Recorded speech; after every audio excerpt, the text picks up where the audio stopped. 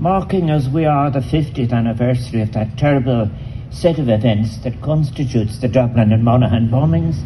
in which 34 people were killed, including a full-term unborn baby. We also recall the many hundreds who were badly injured,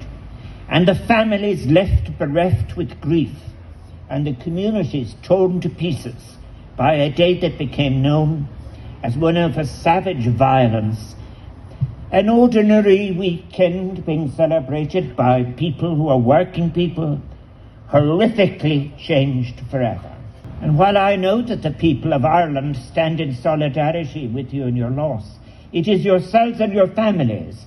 who have had to bear the grief of those tragic events, and added to it, have had to bear the long wait for information on those tragic events that was and is your right